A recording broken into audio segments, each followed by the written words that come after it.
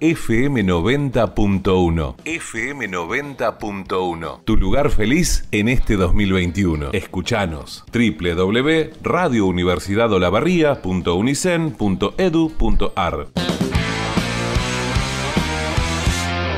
Ahora vamos con una entrevista muy particular que teníamos prevista para el día de hoy. Tiene que ver con el nuevo libro que efectivamente sacó a la venta y que pueden encontrar en las librerías Altamira y Aladino aquí en nuestra ciudad.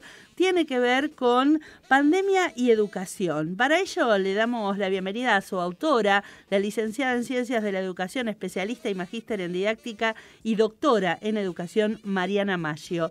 ¿Qué tal, Mariana? ¿Cómo estás? Soledad te saluda. Buen día. Hola, Soledad. Buen día. Qué tema, ¿no? Un tema que sigue estando en el tapete hoy como primera cuestión a debatir, ¿no? En el marco del aumento de contagios, la presencialidad, todo lo que fue el 2020 y el cierre de las clases presenciales. Un libro que efectivamente debe estar siendo muy convocado en estos momentos. Soledad, sí, la realidad es que con preocupación está siendo convocado, ¿no? Sí. La situación es muy compleja. Yo trabajé todo el año pasado, no solo como docente, sino en diálogo con docentes de todo el país. Hubo fuertes aprendizajes porque los edificios escolares cerrados era algo que no estaba ni en nuestra peor pesadilla. Y a partir de esas conversaciones pude construir una serie de escenas donde aparecen cosas totalmente inéditas, ¿no? Por ejemplo, cuáles son los vínculos que se dan entre docentes y estudiantes cuando ocurren puramente en la virtualidad, cómo cambian algunas cuestiones que tienen que ver con no solo con el espacio, que es lo obvio, sino también con el tiempo, se redefinen los horarios, se redefine el currículum. Bueno, de alguna manera el libro trabaja con los aprendizajes del año pasado, pero también permite pensar qué hacer en esta situación que sigue siendo tan compleja. Esta modalidad de burbujas que se abren y se cierran. La realidad es que mientras dure la pandemia va a ser difícil pensar en una modalidad puramente presencial. Y ahí, bueno, hay mucho para aprender todavía. No es aquello que los docentes veníamos haciendo y tampoco aquello para lo que nos formamos. Entonces hay un mundo de posibilidades, pero también muchos interrogantes y muchas dudas en esta escena.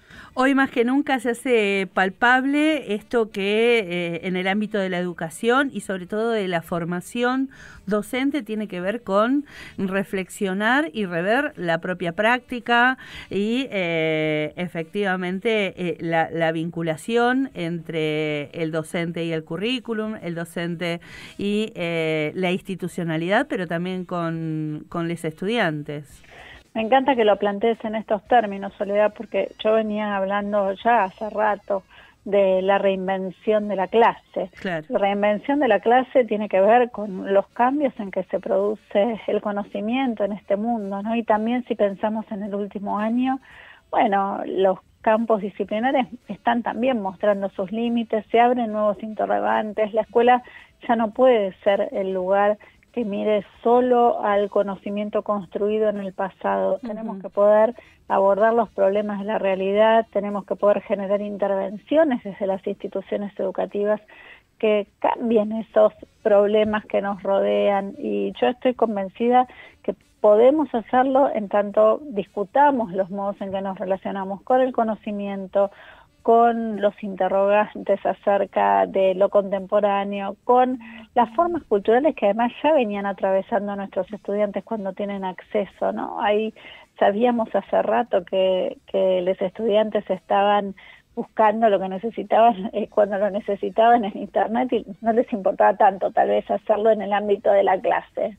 Entonces, bueno, se abre un mundo de nuevo de posibilidades, pero también de preguntas. Esas preguntas en un punto nos sacaron de nuestra zona de confort a quienes ejercemos la docencia. Estaba pensando en los años de debate y reflexión acerca de la transformación de la escuela, esto de revertir la educación bancaria, pensando en los modos en que se construye la autoridad pedagógica. Digo, esto también se pone fuertemente en cuestión. Totalmente. A mí me parece que acá, bueno, de alguna manera estás invocando el pensamiento de Freire. Nosotros, de nuevo, hace rato que venimos diciendo estas formas de la educación planteada de una manera transmisiva, cerrada, altamente estructurada, ya tenían escaso sentido, pero bueno, ahora termina como de estallar ese modelo. La pregunta es, ¿vamos a poder abordar esta posibilidad y a generar propuestas críticas, problematizadoras, orientadas a la transformación? A mí una de las cosas que me parece más interesante en la desgracia, ¿no?, es que durante el transcurso de este último año se produjeron muchas conversaciones centradas en los temas pedagógicos y didácticos que tienen que ver con colectivos de docentes. O sea, el año pasado nos pasamos haciendo, por ejemplo, webinars, conferencias, charlas, conversatorios, hablando, ya no así, bueno, de cuestiones muy generales, sino pensando en cómo se resuelve la práctica de la enseñanza en estas modalidades combinadas o híbridas. Ahí aparece una punta muy interesante. Yo lo estoy planteando y lo planteo en el libro. Me parece que el camino es repensar la docencia como acción colectiva, ¿no? Dejar de pensar que si yo sé mis contenidos, entonces me paro frente al aula y explico y con eso alcanza.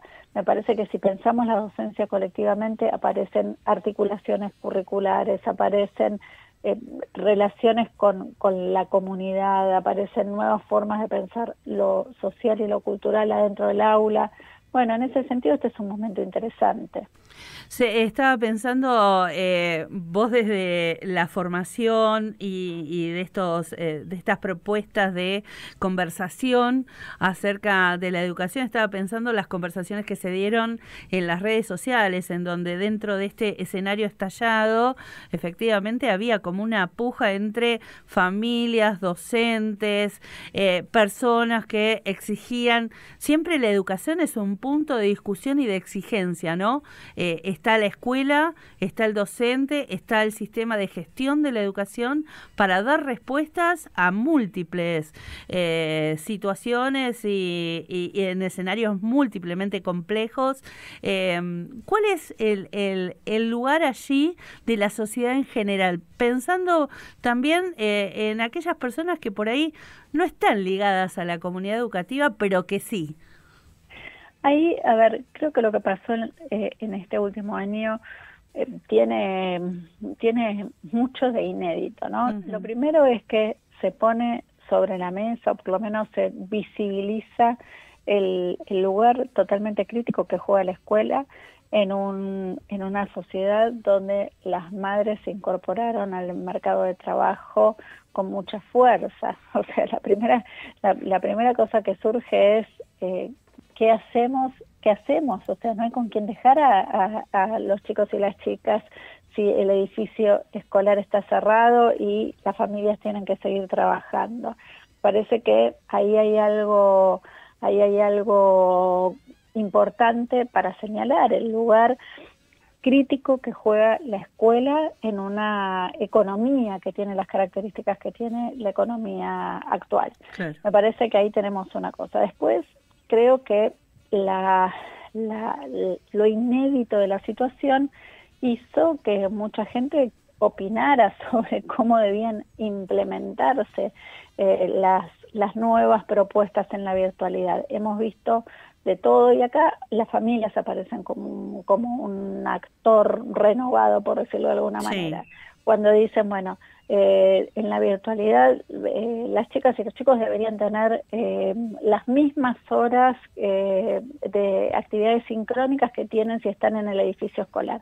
Y eso es inviable. Y además probablemente no tiene sentido hacerlo y además supone condiciones de conectividad que en muchos casos no se dan. Entonces, creo que ahí empezamos a tener discusiones sobre encuadres nuevos. Creo que con el transcurso de los meses se empezaron a construir acuerdos. hay acuerdos mejores que los que teníamos el año pasado. Se volvió a hablar de qué escuela queremos en esta condición.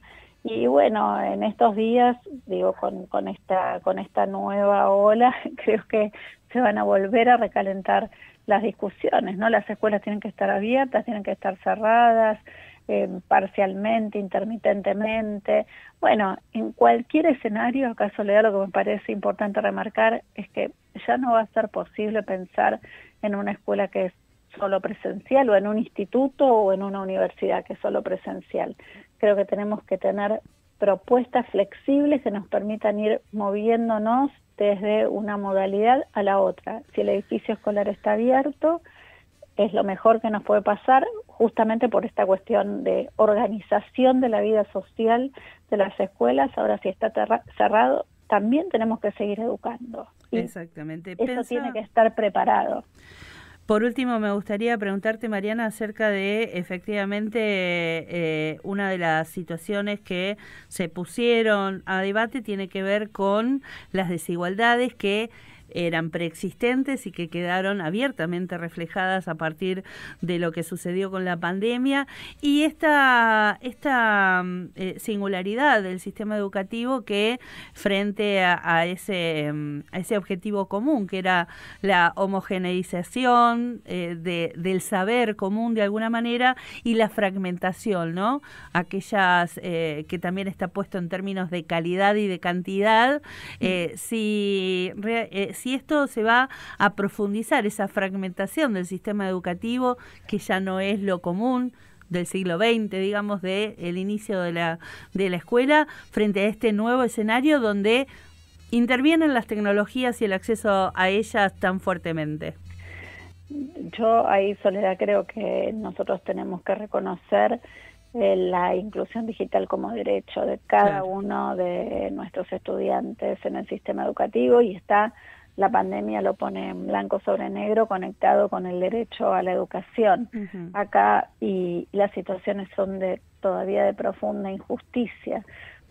Creo que la situación, además de tener el edificio escolar cerrado, puso de manifiesto que el problema ya no es solamente contar lo que nos preocupó en la última década, contar con conexión y dispositivos en la escuela o en el instituto, también en los hogares. Claro. Ahora, eso es por la pandemia. Bueno, en parte la pandemia como subraya la necesidad, pero eso en la sociedad contemporánea, en una sociedad contemporánea que está donde los modos en que se construye el conocimiento están atravesados por las tecnologías, va a ser condición para poder educar en cualquier escenario, aún con los edificios escolares abiertos.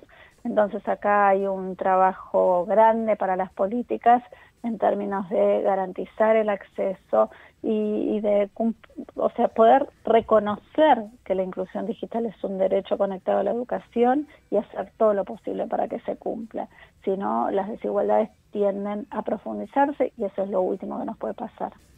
Clarísimo. Mariana, te agradezco muchísimo este tiempo y por supuesto invitamos a nuestros oyentes y a nuestras oyentas a buscar tu libro, repito, en las librerías Altamira y Aladino, que lo tienen disponible, porque es más que interesante para seguir pensándonos como sociedad. Gracias. Gracias, Soledad, y mi cariño a mis queridas y queridos colegas de Olavarría. Un abrazo. Abrazo.